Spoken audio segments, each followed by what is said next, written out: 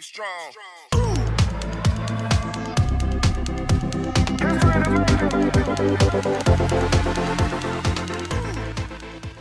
Hello hello welcome all, मेरा नाम है सुमित और आप देख रहे हैं द प्रिंटिंग टेक। आज के इस वीडियो में हम डिस्कस करने वाले हैं प्रिंटिंग हिस्ट्री के बारे में। तो उससे पहले मैं आपको बताना चाहता हूं कि अगर हमें किसी चीज़ में या किसी भी टॉपिक को पढ़ने में इंटरेस्ट लेना है ना, तो सबसे पहले हमें उसका यूज़ का पता होना चाहिए, उसके एडवांटेजेस का पता होना चाहिए कि ये चीज़ कहाँ पर यूज होने वाली है और इसका क्या बेनिफिट है हमारी लाइफ में। तभी हम उस चीज़ को इंटरेस्ट लेके पढ़ सकते हैं।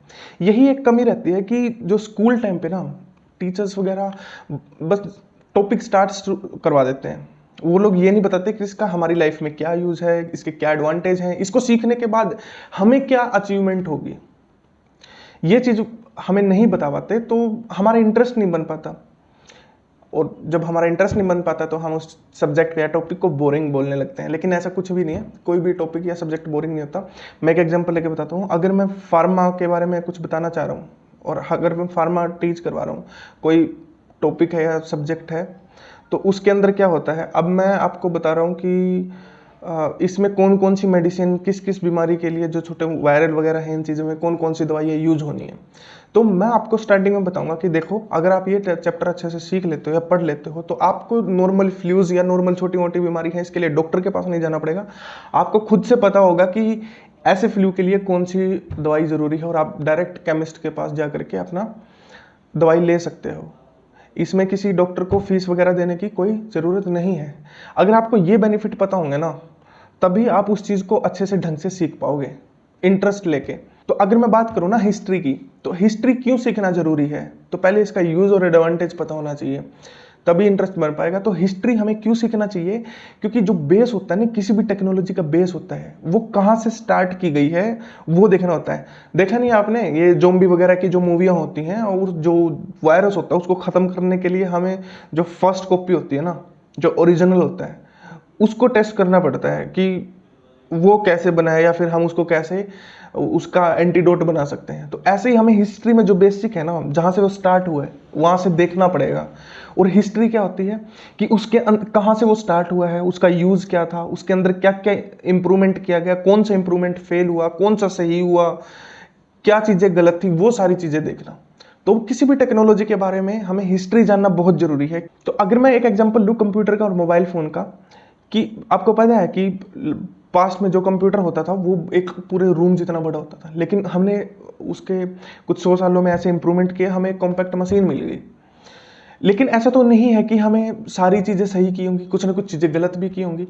तो इसके अंदर आगे कुछ इंप्रूवमेंट, कुछ इम्प्लीमेंट करने के लिए हमें वो चीज़ें देखनी होंगी कि कहीं हम वो चीज़ें ना करते जो गलत थी।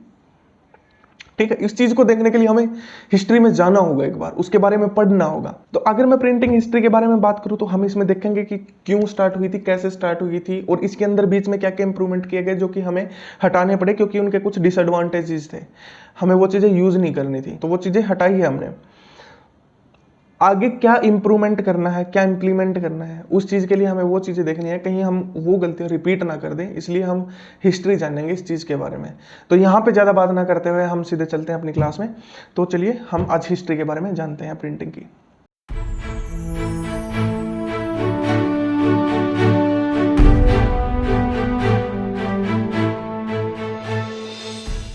ओके स्टूडेंट्स, आज हम बात करते हैं हिस्ट्री ऑफ प्रिंटिंग की। तो हिस्ट्री प्रिंटिंग कहाँ से स्टार्ट होती है, ये स्टार्ट होती है लगभग 3500 ईसा पूर्व से, जब दो जो ज्यादा डेवलप्ड सभ्यताएं थी, एक थी प्रोटो एलामाइट और दूसरी थी सुमेरियन सभ्यता। ठीक है, ये जो दो सभ्यताएं थी, ये क्या करती थी, ये सिलेंड्रिकल सील्स का यूज करती थी अपने संदेशों के ऊपर या चिट्ठियों के ऊपर। जो भी ये मान लो संदेश वगैरह भेजते थे, तो यहाँ पे जो सील लगती थी ना, उस सील के ऊपर इनके मार्क होते थे, चिन्ह अंकित होते थे। तो यहाँ से इनकी प्रिंटिंग मानी जाती है कि यहाँ से स्टार्ट हुई। लेकिन उसके बाद 1300 ईस्वी में चाइना में स्टार्ट हुई। टैंग वंश था, इसका शासनकाल चलता था यहाँ पे। तो इस शासनकाल में क्या होता था, जो यूज किया जाता था प्रिंटिंग के लिए, वो यूज की जाती थी वुड। ठीक है, लकड़ी की चीजें यूज की जाती थी बनाने के लिए, प्रिंट करने के लिए। और ये प्रिंट किस पे करते थे, क्लोथ्स पे। कपड़ों पे, कपड़ों पे प्रिंट करते थे। क्या प्रिंट करते थे, ये किस लिए यूज करते थे, ये जो बौद्ध धर्म है उसके प्रचार के लिए इसका प्रयोग करते थे कपड़ों के ऊपर। कपड़े के ऊपर क्या बनाते थे, चिन्ह, कोई भी मार्क्स, सिंबल, ठीक है, ये इस चीज के लिए इनका यूज करते थे। देखो यहाँ पे ये एक इमेज है जो जिसमें दिखा रखा है इसके बारे में कि ये क्या करते थे। ये देखो, मान लो फ्लैग वगैरह जो कुछ भी होता है ना, उसके लिए फिर ये देखो यहाँ पे महात्मा बुद्ध की एक मूर्ति बनी हुई है, ठीक है, यहाँ पे लिखे हुए हैं। तो ये धर्म के प्रचार के लिए अपना प्रिंटिंग का यूज करते थे, बेसिकली वुड का यूज करते थे, ठीक है। ये देखो ये कैसे यूज करते थे वुड का, ये लकड़ी का पूरा एक सांचा तैयार कर देते थे ताकि उसके ऊपर हम इंक लगाएं और डायरेक्ट फिर प्रिंट कर सकें। ये देखो ये ऐसे होते थे इनके लकड़ी के, ये पूरा यहाँ से लेके यहाँ तक लकड़ी का बना हुआ है। और इसके अंदर जो ये टेक्स्ट है ये खोदे गए हैं, कुरेदे गए हैं, इसके ऊपर बनाए गए हैं। ये देखो बीच में खाली जगह भी छोड़ी गई है, यहाँ पे ये खाली जगह छोड़ी गई है, ठीक है। बाकी ये टेक्स्ट है, ये खाली जगह छोड़ी गई है। तो अब इनके ऊपर सीधा इंक अप्लाई करके ये डायरेक्ट सबस्ट्रेट के ऊपर इसको ट्रांसफर कर देते थे। इसके बाद जो शासक आता है वो आता है शैंग वंश का। इसके बाद क्या होता है, पहले टैंग वंश के बाद किसका आता है, शैंग वंश का। शैंग वंश का शासनकाल में एक इनका क्वीन था, उसका नाम था बाई शैंग। तो ये क्या था, ये थोड़ा क्रिएटिव माइंड का बंदा था। तो इसने क्या किया, इसने देखा कि भाई जो ये था ना टैंग, वो लकड़ी यूज करता था। ये क्या यूज करता था, लकड़ी, ये लकड़ी यूज करता था। तो बाई शेंग ने क्या सोचा कि लकड़ी पे खोदना बहुत ज्यादा डिफिकल्ट है और क्या होता है इसके कॉर्नर वगैरह भी खराब हो जाते थे। यहाँ पे ये जो है इसके यहाँ पे ये क्या थे, कॉर्नर वगैरह खराब हो जाते थे, जिसकी वजह से प्रिंट इतना साफ नहीं हो पाता था। तो इसने क्या अपना माइंड लगाया कि हम क्ले का यूज करेंगे। इसने क्या यूज किया, फिर क्ले का यूज किया, जो होती है चिकनी मिट्टी। इसने क्या यूज किया, चिकनी मिट्टी। इसने चिकनी मिट्टी का यूज किया। और दूसरी जो चीज थी इसने क्या यूज की, जैसे इन्होंने पूरी की पूरी लाइन बना रखी है, इन्होंने टाइप बनाने स्टार्ट कर दिए थे। क्ले के क्या बनाने स्टार्ट कर दिए, टाइप। तो अभी बेसिकली इनके पास क्या था, चीनी मिट्टी के, इसके चिकनी मिट्टी के टाइप्स। तो अभी इनके पास बेसिकली क्या था, चिकनी मिट्टी के टाइप्स थे, जो कि लगभग जो ऐसे ऐसे वाले टाइप होते हैं ना, तो इन्होंने चिकनी मिट्टी के स्टार्ट कर दिए थे, वुड के ना स्टार्ट करके, ठीक है। तो इसके बाद जो शासक आता है वो आता है वोंग। यहाँ पे कौन आता है, वोंग। अब ये वोंग जो किंग था, इसने क्या किया, इसने जो टैंक था उससे देखा कि इन्होंने वुड का यूज किया है, और जो बाई शेंग था, बाई शेंग, इन्होंने क्या किया है, क्ले टाइप्स यूज किए हैं। तो इसने क्या देखा, इसमें वोंग ने इसमें क्या देखा, इसने इसमें देखा कि जो क्ले यूज किया है ना, ये टूट जाती थी। ये क्या थी, टूट जाती थी जल्दी। तो इसने इसको टूटने से बचाने के लिए इसने क्या किया, वुड यूज कर लिया। और इसमें वुड वाली में इसके जो टैंग वंश की जो सबसे ज्यादा दिक्कत थी कि टाइप नहीं यूज करते थे, बार बार पूरा एक बार में ही बनाना पड़ता था, जो लिख रखा है इन्होंने, जिसमें हम टाइप वगैरह नहीं थे जो यूज नहीं कर पाते थे। तो इसने इससे क्या लिया, सिर्फ टाइप लिए, इससे क्या लिया, वुड लिया। तो इसने क्या बना दिया, दोनों को मिला के वुड प्लस टाइप। तो इन्होंने इसने बना दिया वुड टाइप। ये वुड टाइप कैसे थे, ये देखो, ये ऐसे थे, इस फोटो में देख लो। ये देखो, ये जो है ना, ये वुड का पूरा टाइप है, इसके ऊपर टेक्स्ट लिखा हुआ है। ये देखो, इसके ऊपर टेक्स्ट लिखे हुए हैं, इसके ऊपर टेक्स्ट लिखे हुए हैं। तो अब ये क्या करता था, ये इन टाइप्स को बार बार यूज करता था। जैसे इसने एक पूरा वो बनाया अपना, और इसके अंदर ये टाइप्स रखता गया, ठीक है। अब कुछ भी चेंज होगा तो उसकी जगह वो रख देगा। तो इसने ये टाइप्स बनाने शुरू किए थे। अब ये क्या है, ये है 400 सालों तक लगभग चली थी। उसके बाद सेम चीज 400 के बाद यूरोप में ये आई थी प्रिंटिंग। यूरोप में आने के बाद क्या था, सन 1440 के लगभग, 1440 में क्या हुआ था, जो फादर ऑफ प्रिंटिंग है sir John Gutenberg, Jonas Gutenberg, ये क्या थे एक्चुअली, इनके अंदर है ना कुछ बचपन से ही कुछ खास बात थी। जैसे नंबर 1, ये थे एक फार्मर के बेटे। तो ये फार्मर में क्या करते थे, तेल वगैरह निकालते थे, ठीक है। दूसरी चीज, ये क्या था, एक क्राफ्टमैन था। क्या था ये, क्राफ्टमैन। तीसरी चीज ये क्या था, गोल्ड स्मिथ का भी काम इसने सीख रखा था। गोल्ड स्मिथ क्या होता है, सुनार। सुनार क्या काम करता है, सुनार ये काम करता है कि कोई भी मोल्ड वगैरह बनाया उसको फिनिशिंग देता है। देखते नहीं आपकी चेन और ये अंगूठी वगैरह कितने सुंदर बना देता है सुनार, छोटा छोटा बारीकी का काम सीख लेता है। तो इसने इसका भी काम सीख रखा था, ठीक है। क्राफ्ट का क्या काम होता है, बेसिकली इसको मोल्ड बनाना, मतलब ढांचे तैयार करना, ठीक है, ढांचे तैयार करना। तो इसके लिए है ना, तेल निकालने के लिए इसके पास बचपन से एक मशीन थी इसके फादर के पास, जिसमें क्या होता था, ऐसे करके एक वो था बड़ा सा, इसके यहाँ पे ऐसे सर्कल से थे और एक डंडे पे इसको घुमाया जाता था ऐसे रोटेशन करके, ठीक है। यहाँ पे सीड पड़े होते थे और जब इसके ऊपर ये घुमाते थे तो इसके नीचे प्रेशर आता था और यहाँ पे ऑयल निकलता था। तो इनके पास ये एक मशीन थी, ठीक है। तो इन्होंने क्या किया, इस मशीन का यूज किया। क्राफ्टमैन का काम इन्होंने किस चीज के लिए किया, किस चीज के ढांचे तैयार किए, टाइप्स के। सुनार का क्या काम, टाइप के कैसे, अब इन्होंने वुड के ना बना करके, वुड में कमी निकाल करके इन्होंने सोचा मैं मेटल का बनाऊंगा, और इन्होंने 3 चीज यूज की। 3 चीज क्या क्या, लेड, दूसरी चीज टिन और एंटीमनी। ये 3 चीजें यूज करके इन्होंने क्या किया, मेटल के टाइप बना दिए, ठीक है। ये हो गया इसका, इनका क्राफ्ट का काम।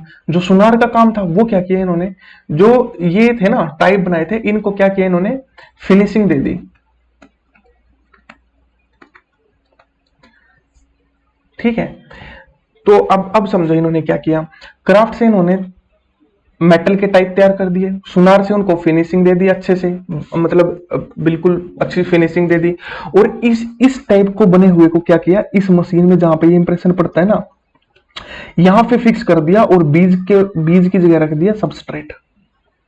तो अब जब ये इसको घुमाते थे, ये नीचे आता था, यहाँ पे इंक लगा देते थे और ये डायरेक्ट इंप्रेशन पड़ता था इनके सबस्ट्रेट के ऊपर। तो इन्होंने ये तरीका खोजा था प्रिंटिंग का। ये देख लीजिए, एक इनके मॉडल की तस्वीर है छोटी सी, ये देख लीजिए कि ये एक हैंडल है पूरा और यहाँ पे सबस्ट्रेट है, यहाँ पे इन्होंने वो टाइप वगैरह रख रखे हैं। जब भी इसको घुमाते हैं तो ये नीचे की तरफ आता है और यहाँ पे टाइप पे सेट हो जाता है, ठीक है। ये चीज आई समझ में कि कैसे इन्होंने बनाई थी। अगर इससे नहीं आई हो तो चल एक और दिखा देते हैं, जिसमें जॉन गुटनबर्ग जी लगे हुए हैं। ये देखो, इसमें आपको अच्छे से समझ में आएगा कि ये जो हैंडल है ये पकड़ के घुमाना होता था। अगर इसको घुमाते तो ये मशीन नीचे जाती थी, और यहाँ पे जो है ना, ये वाला जो हिस्सा है, ये वाला जो हिस्सा है, इसमें लगे होते थे टाइप, मेटल के टाइप। और ये क्या है, ये है सबस्ट्रेट। ये देखो, ये पेज बना करके इन्होंने ऐसे टंगा दिए थे, क्योंकि ड्राइंग मैकेनिज्म नहीं था। इन्होंने इसके साथ साथ और क्या क्या चीज की थी, ये देखो, ये है टाइप मेटल, ऐसे यूज होते थे। जैसे ये एक पूरी लाइन थी, जैसे ये एक पूरी लाइन है, ठीक है।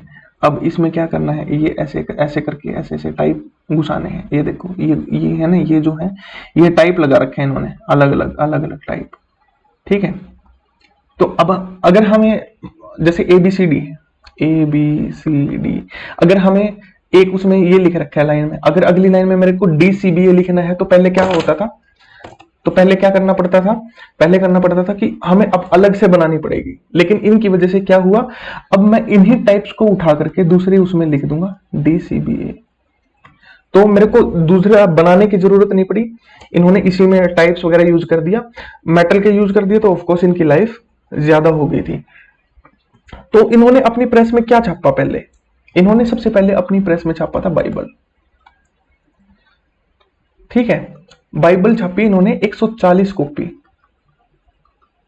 कितने, 3 साल में। कितने साल में, 30 साल, 3 साल में। 3 साल में इन्होंने बाइबल छापी थी 140 कॉपी, जो कि उस टाइम की सबसे ज्यादा फास्ट प्रिंटिंग थी। और इनकी इनकी बाइबल में क्या खास बात थी, इनकी दूसरी चीज क्या खास बात थी, कोई भी दो बाइबल सेम नहीं थी, कोई भी सेम नहीं थी। क्यों, क्योंकि उस टाइम पे अगर किसी को अलग चीज दी जाए जो कि उसको ये लगे कि इसके जैसी कोई और कॉपी नहीं है, तो वो स्पेशल फील करता था, और उस चीज के लिए इन्होंने हर बाइबल को अलग बनाया। अब आप बोलोगे कि प्लेट तो सेम यूज हुई थी, तो अलग कैसे बनी, तो वो अलग ऐसे बनी कि मान लो ये एक पेज प्रिंट कर रहे हैं, तो इसके अंदर इन्होंने कुछ टेक्स्ट लिखा ABCD, ठीक है, यहाँ पे E रेड में लिख दिया, बाकी का FGHIJ, ठीक है। लेकिन लेकिन अगर ये दूसरी बाइबल प्रिंट कर रहे हैं ना, तो वहां पे क्या करेंगे, इस एक ई की जगह दूसरा कोई टेक्स्ट अलग कर देंगे।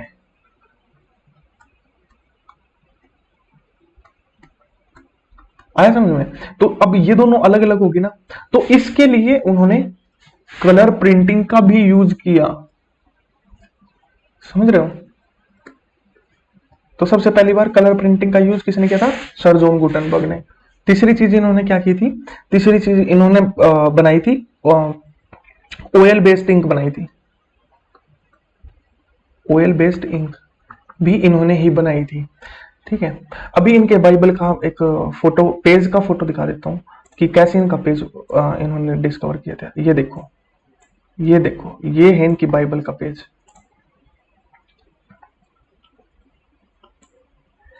इसमें क्या किया इन्होंने, ये देखो, ये जो है ना, ये जो साइड की कला है, ये फूल पत्तियां हैं, ये हाथ से की गई है, ताकि हर बुक पे अलग अलग हो और हर आदमी अपने आप को, अपनी बुक को अलग मतलब यूनिक फील करे, तो वो मतलब खुश रहते थे वो लोग, उनका ऐसा मानना था। ठीक है, ये जो अंदर का जो कंटेंट है, ये प्रिंटिंग मशीन से लिखा गया था, और जो बीच में जो है, जैसे ये वाले टेक्स्ट हैं, ये वाले टेक्स्ट हैं, किसी में साइज है, किसी में, ये इनको खाली भी रख देते थे और अलग से हाथ से भी बनाते थे, और कईयों में बस कलर प्रिंटिंग का यूज करके इनका कलर अलग कर देते थे। इसलिए इनकी बाइबल्स को बहुत ज्यादा प्रोत्साहन मिला था। और इन्होंने देखो 2-3 चीजें, मेटल के टाइप बनाए थे, ठीक है, इन्होंने कलर प्रिंटिंग बनाई थी, और इन्होंने पहली बार 3 साल में 140 कॉपी बना दी थी, प्रिंट कर दी थी, नहीं सबको हाथ से लिखना पड़ता था। इसके बाद इन्होंने ऑयल बेस्ड इंक का यूज किया था। इन्होंने इस प्रिंट करने की एक प्रॉपर मॉडल का तैयार कर दिया था, लगभग एक मशीन को तैयार कर दिया था। तो ये इनकी एक अचीवमेंट थी। इन सब अचीवमेंट को देखते हुए इनको father of the printing technology भी कहा गया। इसके बाद क्या हुआ, इसके बाद 1469 में फर्स्ट प्रिंटिंग प्रेस लगाई गई वेनिस में। ठीक है, 1469 में पहली प्रिंटिंग प्रेस लगाई गई थी, और उसके बाद 1500 ईस्वी तक देखते ही देखते 417 प्रिंटिंग प्रेसेस लगा दी गई थी।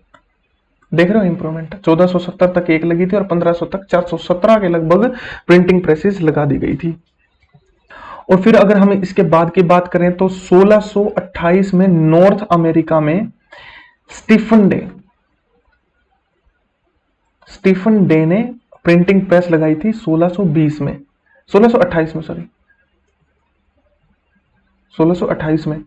ठीक है, और उसके बाद जो थी 16वीं सदी में ये जो प्रिंटिंग है इंडिया में आई। इंडिया में कहां पे, गोवा में आई।